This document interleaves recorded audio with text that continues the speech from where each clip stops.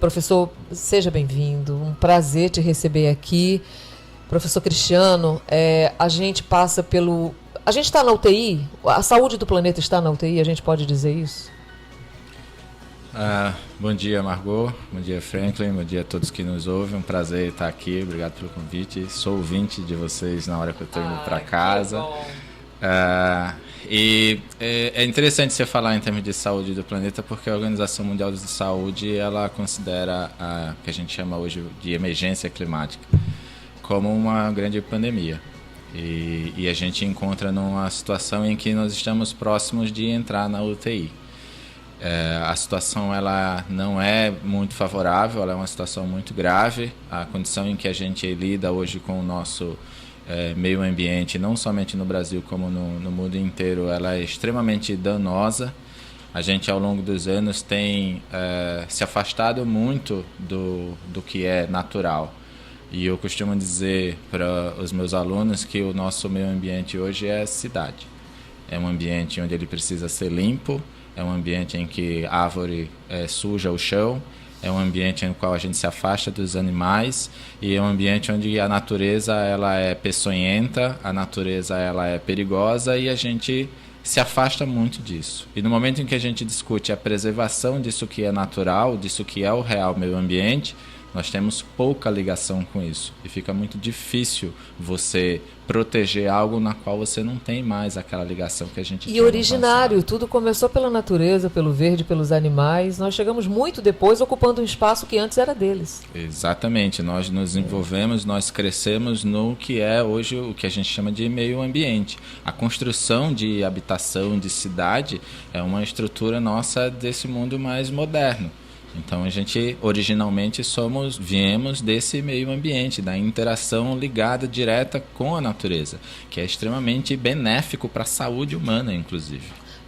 Eu falei que o planeta já está na UTI. Você, como especialista, disse que estamos quase na UTI. Existe ainda a possibilidade de reverter isso? Ainda temos salvação? Eu vou usar o termo quase na UTI porque a gente precisa ser otimista de que tem condição sim.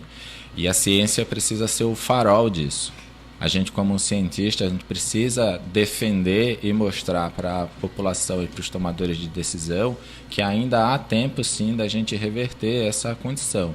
Porém, o tempo ele é urgente. A gente precisa se organizar como sociedade, a gente precisa cobrar os nossos tomadores de decisão de que esses acordos eles sejam colocados em prática urgentemente. Precisamos continuar mitigando gases de efeito estufa para que o planeta não mantenha a tendência de aquecimento que a gente tem hoje. Mas essas medidas elas têm que ser combativas ou preventivas, prioritariamente? Porque quando eu falo em medidas preventivas, eu falo em educação. A gente tem que formar essa geração que está nascendo agora para que sejam adultos conscientes no futuro. Combativas no sentido de tentar conscientizar essas pessoas que ainda acham que folha é sujeira, a deixarem suas árvores em pé na porta das suas casas, que aquilo não é sujeira, aquilo é a natureza ali fazendo a parte dela. O que é mais urgente, combater ou prevenir? Eu acho que as duas coisas. A gente passou muito tempo retirando essa informação do ambiente escolar, por exemplo. Então isso precisa ser retornado urgentemente. A relação que o ser humano tem com o meio ambiente ela precisa ser discutida no ensino básico no país inteiro. E a gente precisa combater isso também. O que a gente tem percebido ao longo dos anos é que se não vier top-down, se não vier de cima para baixo, obrigando o que a gente precisa fazer, aquilo que está aí disposto e a gente não faz, a sensação é que isso não vai vingar. Se por acaso não tiver leis mais duras, se por acaso não tiver uma legislação eficiente, se não tiver uma aplicação dessa legislação, a população ela simplesmente vai continuar fazendo o que tem sido feito até hoje.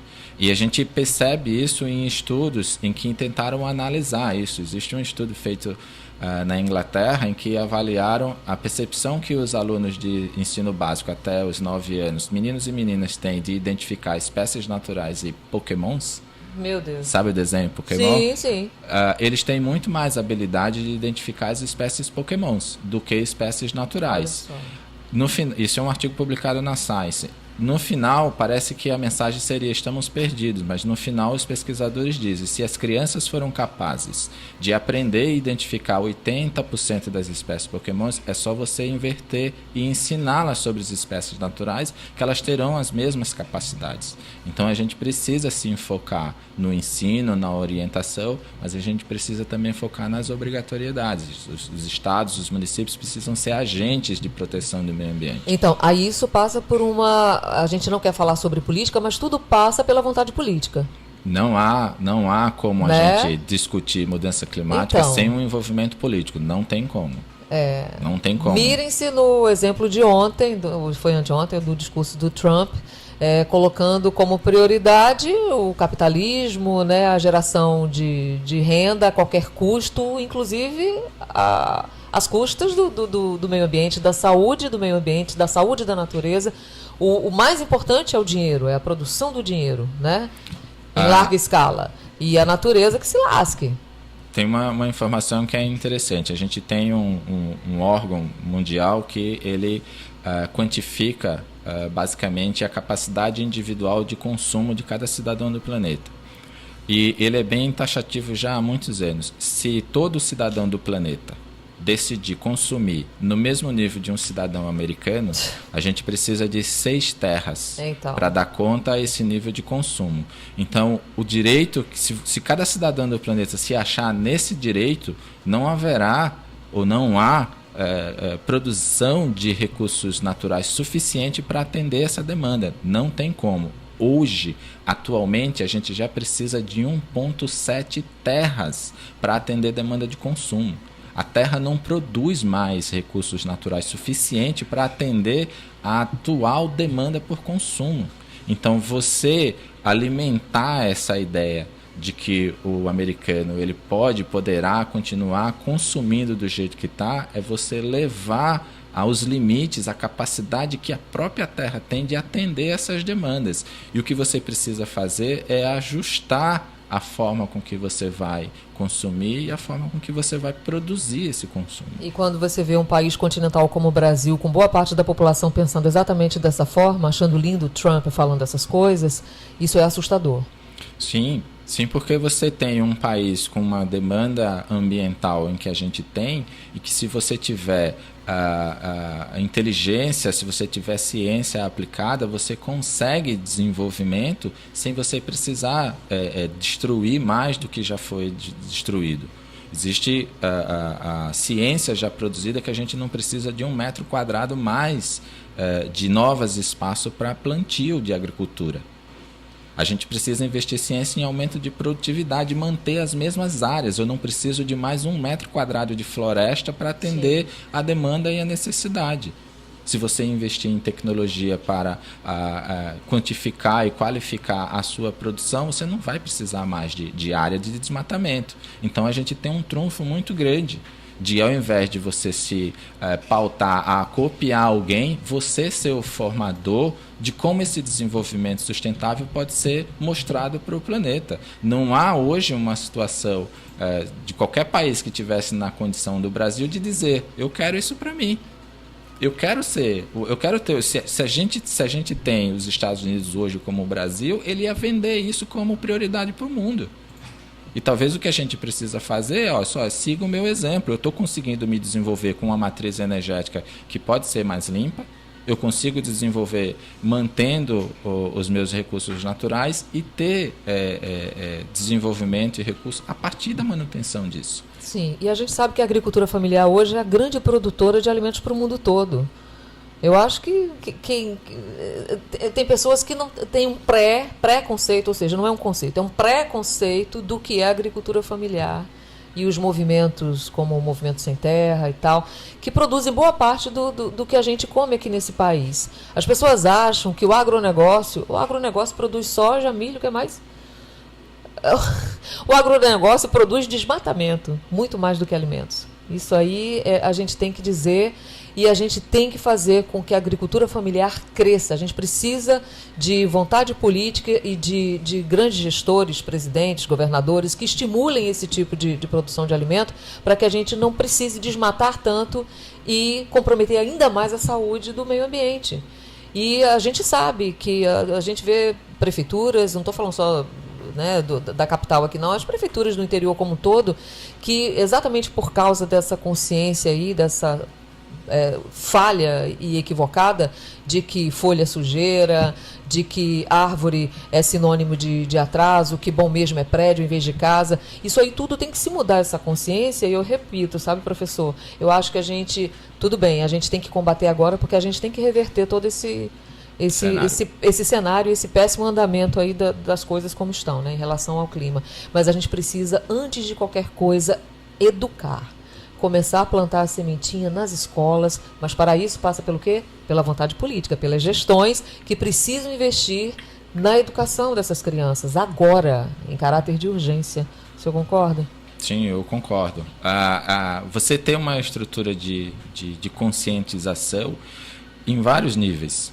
Você precisa ter isso em vários níveis, não somente no ensino básico, como no ensino médio, como uma estrutura de divulgação. O que vocês fazem aqui nesse programa, nesse canal, é essencial para a informação.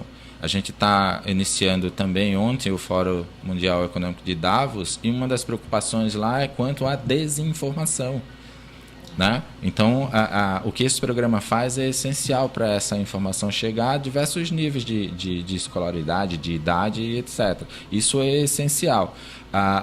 Porém, há uma urgência de ação para o imediato. A gente vai ter a gente tem uma população hoje com um sentimento de desenvolvimento, de como isso precisa ser, de como que a gente afeta o meio ambiente, e a gente tem uma população que vai se desenvolver em termos de idade, criança, que precisam ser orientadas em relação a isso. Então a gente precisa agir para o que a gente tem para hoje. Essa condição de você precisar hoje mitigar a emissão de gases de efeito estufa, ela é diretamente ligada a quem hoje está comandando de como esse desenvolvimento está sendo feito.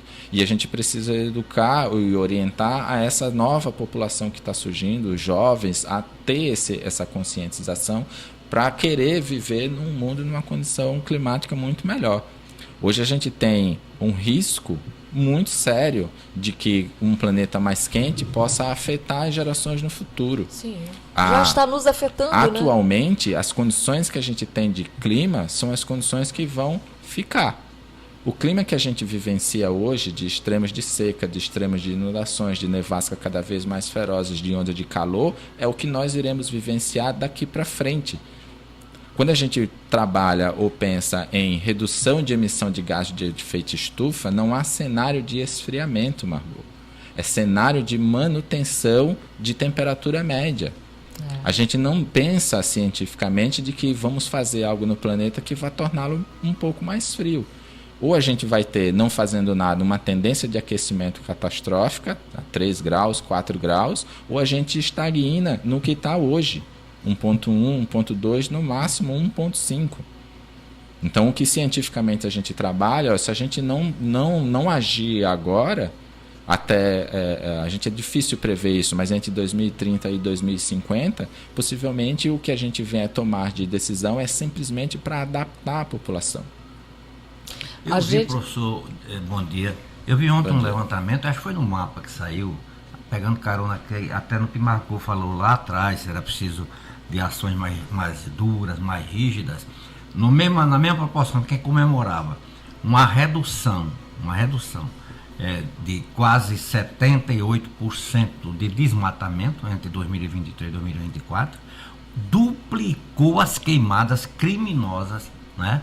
E aí eu vejo, às vezes, eu não sei, eu tenho uma visão um pouquinho, não sou especialista no assunto, eu vejo, parece-me que a política de combate, ela não está muito bem centrada. Porque eu acho que tocar fogo num trator, né, na Amazônia, por exemplo, que a gente tem como exemplo, né, e queimar mineração que estava sendo feita de forma irregular, aqueles equipamentos poderiam estar intactos para servir ao próprio a outras ações desenvolvidas, né?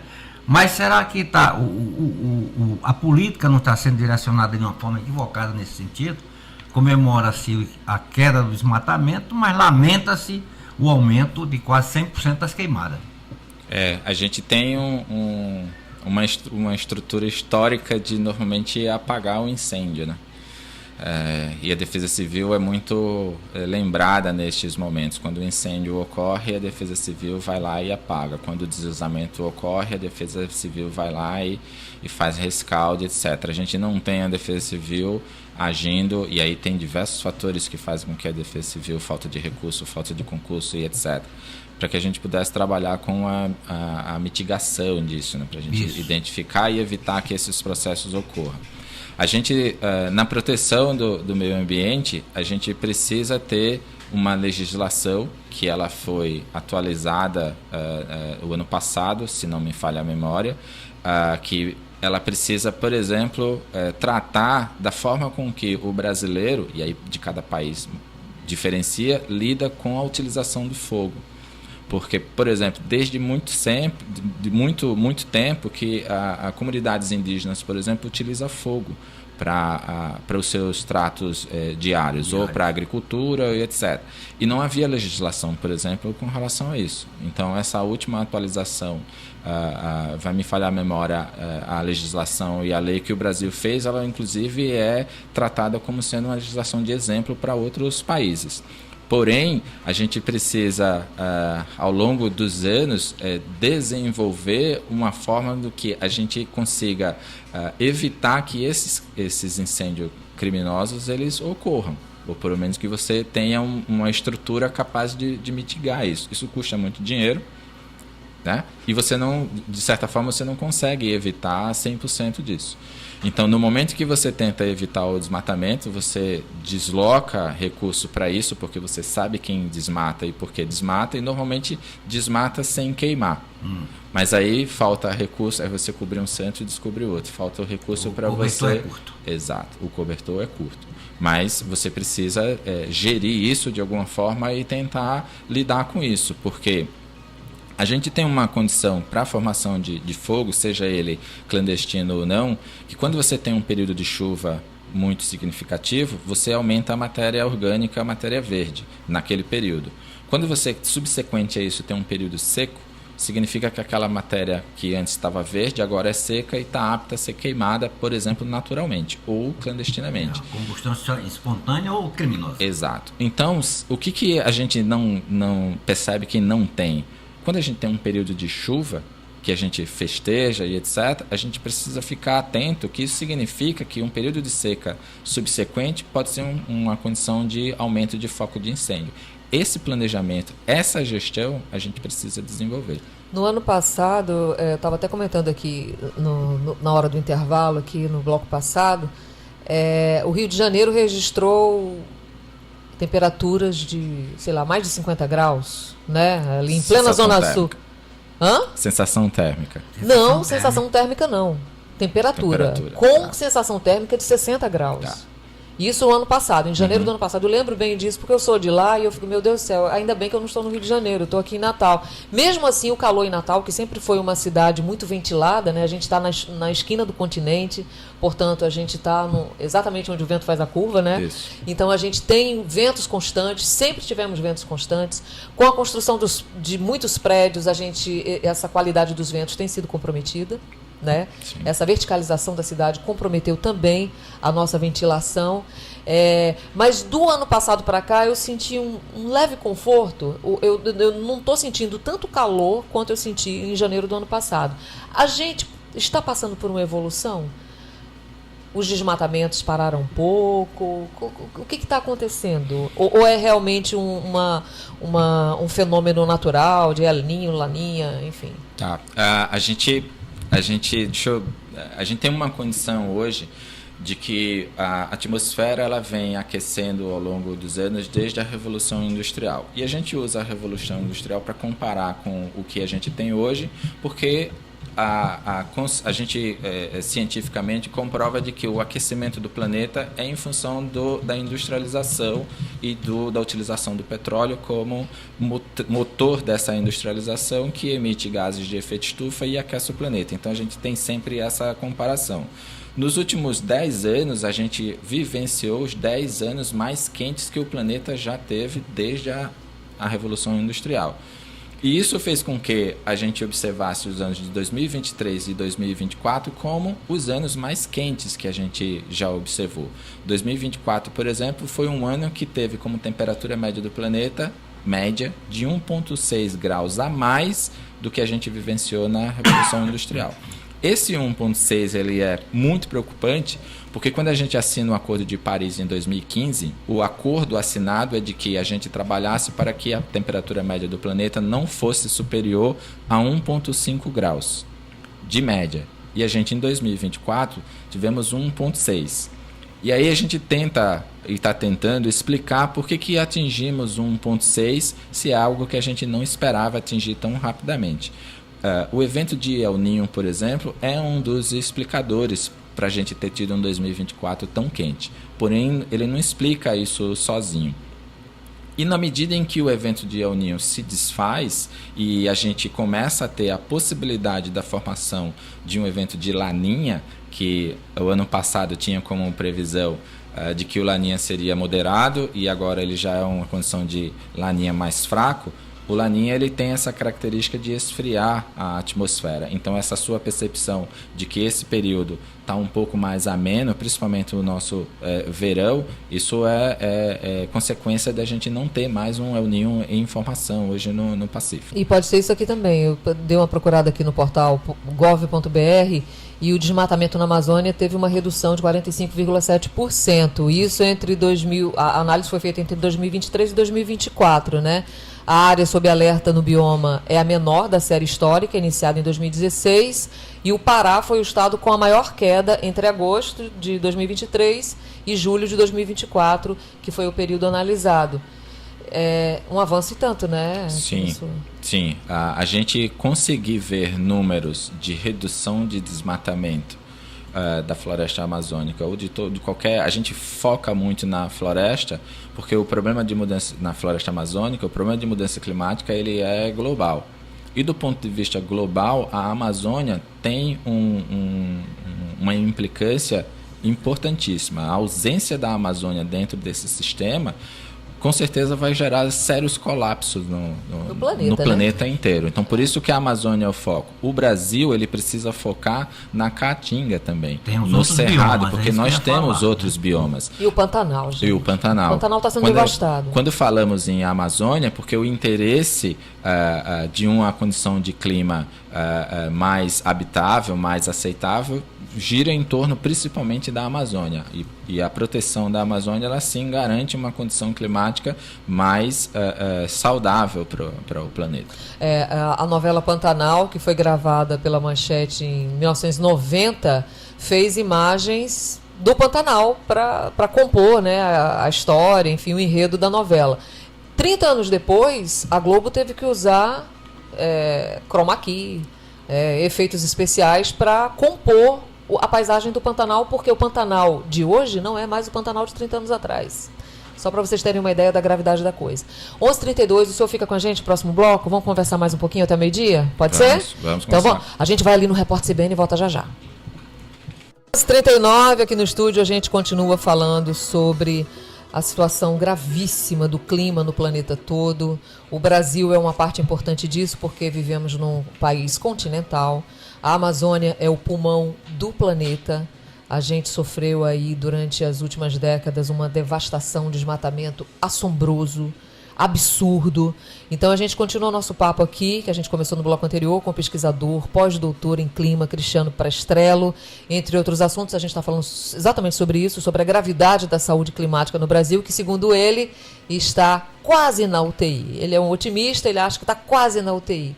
Eu acho que já está, né? Eu não sou uma pesquisadora, não sou uma leiga no assunto, mas a sensação que a gente tem é que a coisa é tão grave que o planeta está doente realmente. Então, se você quiser participar da entrevista, mandar sua pergunta, seu comentário, o nosso zap é o 996890091 ou então pelo nosso chat no YouTube.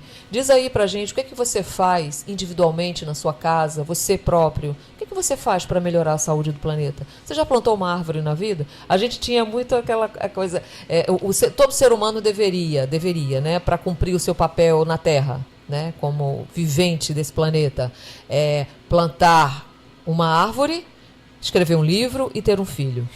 Lembra disso? Lembro. Pois é. Você já plantou alguma árvore na sua vida? Eu já plantei algumas. Filhos, eu fiz 2. O livro eu só organizei 1. Eu acho que falta muita coisa ainda para fazer, mas já pensou se cada habitante do planeta plantasse uma árvore, professor? Vamos continuar a nossa conversa aqui. Pegando carona nesse assunto, nesse meu colóquio aqui inicial, eu dei uma outra gulgada aqui e vi que o desmatamento na Amazônia teve essa queda de 45,7% no período de agosto de 2023 até julho de 2024, e o total foi de 4.315 quilômetros quadrados de recuperação, ante 7.952 quilômetros quadrados entre agosto de 2022 e julho de 2023. É um número otimista, né? Eu acho que a gente sofreu, não, a gente teve, né? A gente festejou aí uma evolução no freio desse desmatamento. Então, quer dizer que a gente não está na UTI ainda não, estamos quase na UTI, mas, sinceramente, como pesquisador, o senhor acha que o planeta ainda tem salvação? A humanidade ainda vai salvar esse planeta? Eu acho que a gente tem isso muito claro cientificamente. A gente tem divulgadores científicos de diversas áreas que começaram a ter esse discurso de que só existe esse planeta. A probabilidade de existência da Terra no sistema solar, ela é assim, um pouco mais para a esquerda na Via Láctea, um pouco mais para a direita, não existiria a Terra. Então nós somos raridade total no espaço inteiro. Então não há essa possibilidade de você pensar em um outro planeta numa condição porque não há esse outro planeta com condição de vida complexa como tem sobre a superfície da Terra. Ou você protege isso aqui, ou então o nosso caminho, e aí mudança climática a gente começa a discutir isso, a mudança de condições de clima do planeta pode extinguir a raça humana sem sombra de dúvida. Sim. Tá? Então, para que a gente chegasse até aqui, o clima da atmosfera evoluiu para uma condição favorável ao desenvolvimento de vida complexa sobre a Terra. Se a gente brincar de alterar isso, a consequência pode ser, sim, de longo prazo, a extinção da vida humana sobre o planeta. Então, a preservação disso, ela passa por preservação de meio ambiente, e para poder preservar o ambiente, a gente tem que tratar como que a nossa matriz energética precisa ser alterada. A gente precisa abrir mão da utilização de combustíveis fósseis dentro dessa matriz energética, e a gente vai ter que repensar os modos como a gente consome mundialmente. Isso é a grande dificuldade de debate e de discussão hoje no âmbito global. A pessoa que corta sua árvore, que gasta muito a sua água, que passa horas debaixo do chuveiro sem fechar a torneira enquanto se ensaboa, que não separa o seu lixo, essa pessoa que muitas vezes tem preguiça de tomar certas atitudes individuais, elas podem atrapalhar nessa evolução? Porque eu acho que ela deve pensar assim, não, eu sozinho não vou resolver, né? Qual a importância das atitudes e comportamentos individuais para salvar o planeta? Ótimo, essa é uma excelente pergunta. A forma com que você vive, como você desenvolve e se relaciona com o meio ambiente, ela produz um impacto muito grande também quando você dá poder a alguém que vai tomar decisão de proteção ou não do meio ambiente. Então, veja, se você não tem uma relação de plantar uma árvore ou querer uma árvore, de uma proteção a um animal, da forma com que você lida com o meio ambiente, dificilmente você terá essa preocupação num governante ou num gestor. Então veja que a sua ausência de proteção do ambiente pode refletir num gestor que não tenha essa intenção. Certo? Então, a gente precisa urgentemente nos conectar novamente com a proteção ambiental e com a natureza. Então, quando eu tenho a ação de dizer que essa árvore é importante, que a manutenção desse parque é importante, que a proteção desse animal especificamente que vai entrar em extinção é importante, automaticamente a sua percepção para um governante é de que ele tenha também esse sentimento. Tá? Então, o que a gente tem percebido é que, a partir de 2014, a gente tem órgãos que consultam aos governantes, principalmente aos presidentes, qual que é a opinião dele com relação a esse assunto. E se você observar, ao longo do tempo, a gente tem a eleição, por exemplo, de presidente, em que a gente já teve presidente que negou qualquer possibilidade de proteção ao meio ambiente e foi eleito, e a gente Sim. vivenciou as consequências. Sim. E a gente teve a relação de presidente que se comprometem com proteção ambiental, e você também vivencia a consequência desse discurso sendo pautado, por exemplo, em campanhas eleitorais. Hoje em dia é inadmissível que um gestor, seja ele de Estado, de presidência, não tenha nos seus programas a inclusão de proteção de meio ambiente. Não dá para a gente não mais cobrar proteção à educação, saúde, segurança e também proteção ao meio ambiente. Pois é, a gente sabe que a proteção do meio ambiente essa saúde climática, ela depende muito também do nosso voto, né? Mesmo assim, a gente vota em quem pensa exatamente de forma contrária. Por isso que eu insisto tanto na tecla da educação, de plantar a semente ainda nas escolas. Mas como implantar isso nas escolas se a própria população vota em gestões conservadoras, em gestões capitalistas, em gestões que não estão nem aí para o meio ambiente, que arrancam árvores em vez de plantá-las? Como é que a gente faz, professor? Como é que a gente faz agindo... ganha força para agir individualmente, tendo uma coletividade que pensa e elege pessoas que fazem exatamente tudo errado? Como fazer? Aí a gente talvez tenha ali uma carga muito grande nos outros setores. Então, a gente, como academia, a gente é cobrado para que a gente possa, por exemplo, assumir parte dessa função.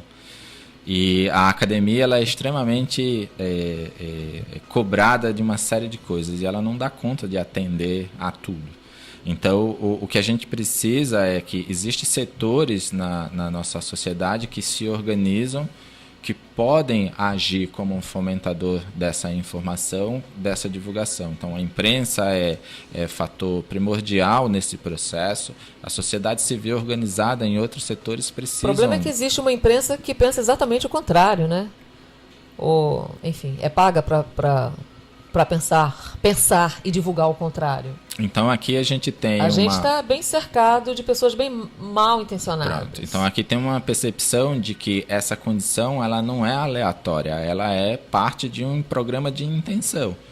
Então, o sistema, então você pega pessoas que precisam ou querem desmatar por seus interesses, pessoas que têm uma percepção de que o ambiental não precisa ser protegido para a intenção dos seus interesses, elas começam a desenvolver essas estruturas que atingem uma série de classes e de ambientes na nossa sociedade. E eles, nos últimos anos, estão conseguindo ser efetivos nisso. O que a gente precisa é ampliar essa discussão, onde for possível ampliar, e a gente, com um trabalho de formiguinha, tentar indo a levar essa discussão aos ambientes, que sejam escolares, que sejam quem está ouvindo a gente, para os seus vizinhos, para os seus parentes, etc., porque a gente precisa continuar fazendo algo. Se a gente simplesmente desistir ou achar que não tem solução, esses caras vão nadar de braçadas e o caminho vai ser ruim para todo mundo. E quando eu falo imprensa paga, tá, gente? Eu não estou falando só localmente, não. Estou falando nacionalmente, internacionalmente. A gente viu na posse do Trump os grandes empresários de grandes redes sociais, enfim, o Elon Musk, o cara lá do Facebook, que eu até esqueci o nome. Exatamente. Então, assim, pessoas que estão com a comunicação do planeta nas mãos. E pessoas que pensam exatamente como o presidente eleito dos Estados Unidos. E interessante com relação aos dois, o Elon Musk e o Mark Zuckerberg, é que normalmente a gente tem a percepção de olhar aquilo que eles constroem sem ter uma percepção de como eles se desenvolvem como pessoas, né? Então, uma coisa é você ser o grande empreendedor, empresário que construiu a empresa tal. E ok, você emprega bastante gente, você mudou e tal, mas você não faz uma avaliação do que é aquela pessoa, sabe? Quais são os ideais, como ele pensa, como que ele se desenvolveu e etc. E muitas vezes a gente valoriza muito o desenvolvimento. Alguém ficou rico, ok, já para mim já é tudo, mas como ele ficou rico, como que ele pensa o planeta, como que ele pensa o local onde ele mora, como ele pensa sobre as pessoas, etc. Então eu vejo uma preocupação muito grande que muitas vezes a gente vê o que ele desenvolveu, porque você escuta, mas fazer a Tesla, fazer a Starlink, etc., como se isso fosse o suficiente, mas quem é a pessoa por trás disso tudo? Qual é a forma com que ele pensa? Quais são os ideais dele, etc. Então quando você começa a avaliar isso, é onde você começa a ficar com os pés atrás, etc. Então a gente precisa ter um cuidado de que quando a gente vê alguém que simplesmente conseguiu fazer ou desenvolver algo, aquilo que a gente vê, o que é mostrado, ok, é importante, mas por trás daquilo pode ter um problema sério, né? Quando a gente vê gestões priorizando escolas militares que são naturalmente, originalmente armamentistas e não escolas construtivistas, a gente começa a pensar na gravidade da formação de opinião e de construção de caráter dessa geração que está chegando. Isso é muito preocupante. Sim, se a gente avaliar o hoje, né, o estresse, a condição em que os jovens se encontram hoje, toda essa estrutura, para a gente que está na universidade, a gente na universidade tem cada vez mais recebido alunos com uma série de desenvolvimento de doença, algum tipo de transtorno e etc. E a percepção que se tem hoje é que a forma com que a gente está educando essas crianças no ensino básico, fundamental, tem acelerado esse processo de adoecimento.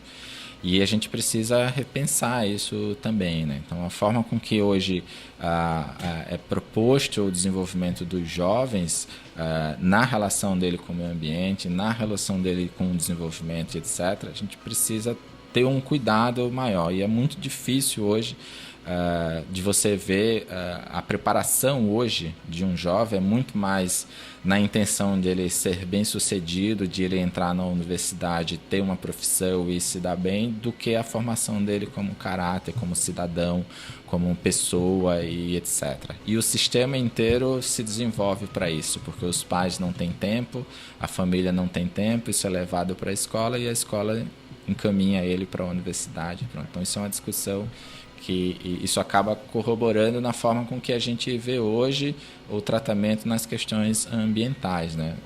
Eu sei que você é uma defensora dos animais, sim, etc. E eu costumo comentar que a gente lamentaria muito ver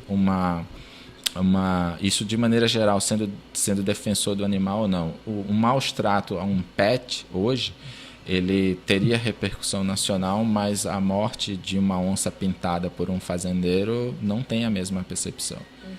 Né? Então, isso, inclusive, a indústria traz isso para a gente. Né? Então, a indústria do pet hoje, ela faz com que todo mundo ame um cachorrinho, um gatinho, mas não tenha o mesmo amor... Que já é um avanço grande. Que é um avanço grande, mas não tem o mesmo amor por um animal selvagem. Então você atropela animal na floresta, você come tatu, você mata caça-passarinho, você mata tamanduá-bandeira. E chega aqui se babando dizendo que comeu a ribação um dia antes. Entende? Então essa relação, não há como eu chegar e dizer, olha, eu preciso preservar a onça pintada. Um fazendeiro diz, mas ela come o boi da minha fazenda. Então sim, tá ok, pode matar. Exatamente. Tá? Então esse distanciamento em que a gente tem hoje do meio ambiente, na qual a escola não ajuda a gente a se aproximar, e a escola tem um papel importante nisso, isso tem feito com que no momento que a gente precisa tomar essas decisões, a gente não consegue apoio, não tem uma base. Então, quando um presidente vai numa COP e diz, ok, vamos protelar isso, ele volta para o país dele de origem e não há nenhuma pressão, não tem nenhum movimento de dizer, não, a gente precisa assinar, a gente precisa corroborar esses acordos. Veja, a gente em 2015 disse que a gente não queimaria mais cana-de-açúcar no Brasil, sim, até 2030. São Paulo decidiu parar de queimar em 2019. Então, São Paulo não queima mais cana-de-açúcar, entendeu? E a gente no Nordeste acha que não, vamos deixar para parar de queimar no momento que chegar. Então, a decisão de você individualmente chegar, não, a gente pode parar de queimar cana-de-açúcar. É só a gente investir. É só querer. É só querer. É só querer. É só querer. Então, São Paulo foi lá e disse, não, ok, a gente tem condição de parar de queimar a cana-de-açúcar e colher cana-de-açúcar mecanicamente. Olha, eu já viajei daqui de Natal para o Rio de Janeiro e do Rio de Janeiro para Natal muitas e muitas e muitas vezes de ônibus, né? Porque antigamente passagem aérea era muito cara, já falei isso várias vezes aqui, eu era pobre, continuo sendo pobre, mas era mais pobre ainda, e eu viajava muito de ônibus. E eu lembro do cheiro das estradas à noite, aquela fedentina da cana, da fumaça. Muitas vezes a fumaça, a gente ficava sufocado com a fumaça, às vezes até no meio da noite. Aquele fogaréu de um lado e de outro das estradas. Ou então aquele cheiro da cana fermentando, né? O Proálcool acabou com a natureza do Brasil, com o meio ambiente brasileiro. Isso foi o quê? No começo dos anos 70, por aí? Foi, Franklin, Proálcool? Mais ou menos isso. Né? Por aí, né? Nossa, era um negócio assim absurdo, né? E a gente ainda sofre as consequências disso, né? Como a economia, né? Em prol da economia, da riqueza, da produção de renda, de divisas e tal, pode comprometer a nossa sobrevivência, o ar que a gente respira. Sobre a COP29, professor, vai acontecer no Azerbaijão, né? De 11 a 22 de novembro. Não, já aconteceu. Isso, a gente tem. Já aconteceu. A gente tem COP30 esse COP30, ano, em novembro, né? Em Belém do Pará, no Brasil. Vai ser em Belém. Belém do Pará. Então, que registrou aqui, como a gente disse, o menor índice de desmatamento entre 2023 e 2024. É por isso? Não por acaso vai ser no Pará? Não. A COP ela foi decidida já há um tempo, pelo menos uns 3 anos, que seria. Então é uma coincidência. Em Belém. É uma coincidência. Uma feliz coincidência. Uma feliz coincidência. No entanto, você tem um ambiente de realização de conferência das partes, onde você tem a participação de todos os países que são signatários da ONU, e em que você precisa realizar um evento como esse num ambiente em que essa discussão ambiental seja favorável. Então, o país que cedia essa COP, ele precisa ter as suas condições ambientais estáveis, senão ele vai ser uma vitrine para crítica muito grande. E a gente tem uma oportunidade nessa COP sendo realizada no Brasil, para que o Brasil possa mostrar a sua importância nessa discussão, como um país que tem uma estrutura ambiental gigantesca ainda preservada, para que o Brasil continue tendo força no diálogo de dizer que é possível sim a gente ter um desenvolvimento sustentável e que o Brasil é exemplo para isso, que o Brasil precisa ser exemplo para isso. E aí a gente falou muito sobre política e etc. A gente estava falando no intervalo, a não participação nos Estados Unidos na COP talvez possa ser uma a menos para impedir avanço.